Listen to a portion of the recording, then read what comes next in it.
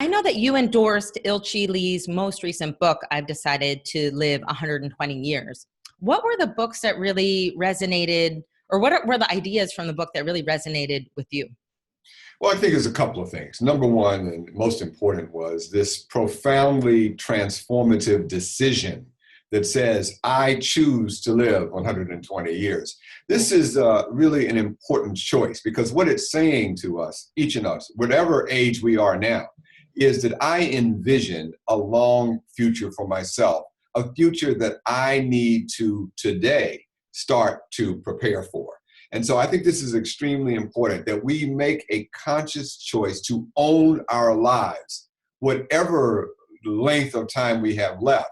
But also we're saying to ourselves that if we are already, let's say 60 years old or 65 and starting to get up there in age, our lives are not all over already. Right. It's not as if we're preparing for the end game, that's just around the corner. No, we still have hope and optimism and reason to say, I envision a longer life, and therefore I'm going to decide to control my life and live it as if I have half of my life left. I think the second reason why I particularly thought this was important is because it also, making this decision today, provides us with an opportunity to look back.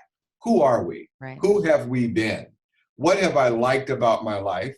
And what do I want to change about my life? And so that sort of perspective, I think, is very important. Thirdly, I think what I really like about this book, though, and it's the most meaningful thing to me, is its invitation to continue to be aligned with my own personal spirituality, to be in touch with my soul, to be in touch with my values, the importance of learning and meditating on a regular basis, the ways in which Ilchi talks about how to integrate and get close to your spiritual life and bringing that as a firm part of everyday living. I thought that was exceedingly important. And in particular, I like the tools that are made available to us that help us to not only be advancing our spiritual life, but to make that fit well in the context of life. And lastly, which is a very important point that Ilchi makes in this book, and that is the invitation to be a part of community life. That we should not be thinking of our lives in isolation, that we should be thinking that we can contribute by connecting to young people, connecting to older people who are in need, connecting to fight for the health of the earth and the environment. And these things give our lives greater meaning and transcendent value.